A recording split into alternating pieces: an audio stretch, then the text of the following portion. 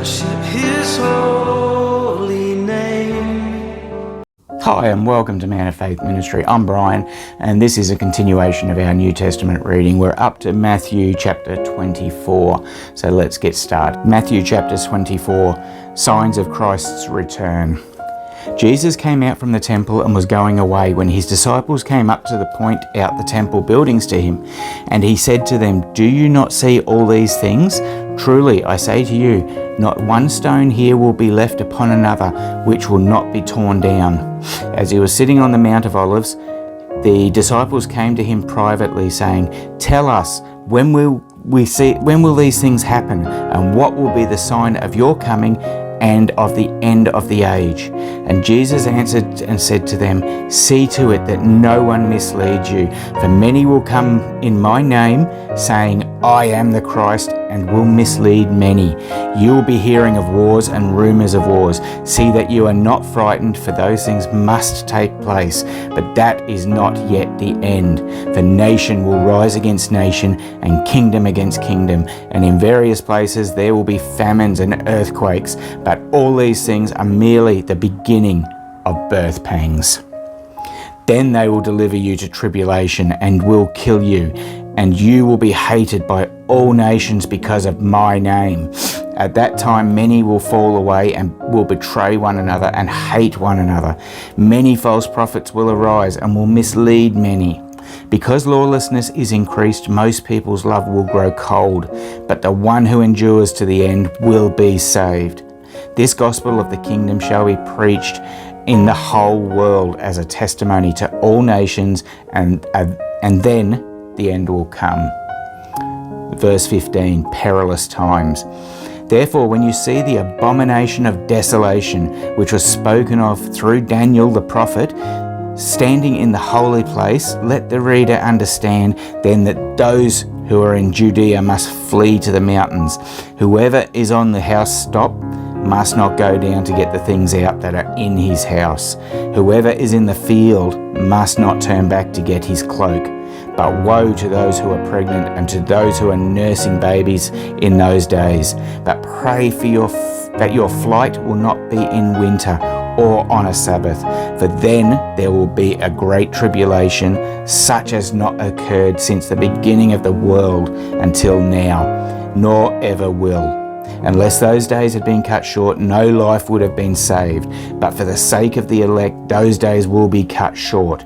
Then if anyone says to you, 'Behold, here is the Christ,' or 'There he is,' do not believe him. For false Christs and false prophets will arise and will show great signs and wonders, so as to mislead, if possible, even the elect. Behold, I have told you in advance. So if they say to you, 'Behold, he is in the wilderness,' do not go out. Or 'Behold, he is in the inner rooms,' do not believe them. For just as the lightning comes from the east and flashes even to the west, so will the coming of the Son of Man be. Wherever the corpse is, there the vultures will gather." Verse 29, the glorious return. "But immediately after the tribulation of those days, the sun will be darkened, and the moon will not give its light, and the stars will fall from the sky, and the powers of the heavens will be shaken, and the signs of the Son of Man will appear in the sky, and then all of the tribes of the earth will mourn, and they will see the Son of Man coming on the clouds of the sky with power and great glory.